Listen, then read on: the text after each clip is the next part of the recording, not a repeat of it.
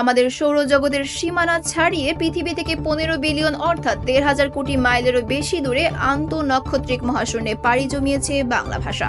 এটি সম্ভব হয়েছে নাসার 2 মহাকাশযান ভয়েজার 1 এবং ভয়েজার 2 এর কল্যাণে, কারণ এদের সঙ্গী হয়েছে মানব সভ্যতার এক অমূল্য রত্ন গোল্ডেন রেকর্ড। তামার উপরে সোনার প্রলেপ দিয়ে এই রেকর্ডটি বানানো হয়েছে, আর এর মোড়ক বানানো হয়েছে অ্যালুমিনিয়াম ও ইউরেনিয়াম 238 আইসোটোপ দিয়ে, যেটিতে গ্রথিত আছে পৃথিবীর সংস্কৃতি, ভাষা, সঙ্গীত এবং সভ্যতার বাছাইকৃত নমুনা। এই অমূল্য দলিল মহাকাশে অনন্তের পথে যাত্রা করেছে। এসব নমুনার মধ্যে বাংলা ভাষাও রয়েছে। 2015 সালের জুলাই মাসে এই রেকর্ডের অডিও অংশটি মিউজিক স্ট্রিমিং প্ল্যাটফর্ম সাউন্ড ক্লাউডে প্রকাশ করেছে নাসা। গোল্ডেন রেকর্ডের সম্ভাষণটির শুরুর 1 মিনিট 8 সেকেন্ডের মাথায় বাংলা ভাষায় সম্ভাষণ শোনা যাবে। নাসার বিজ্ঞানীরা বলেছেন এই ধাতব চাকতি কোটি কোটি বছর অক্ষত থাকবে।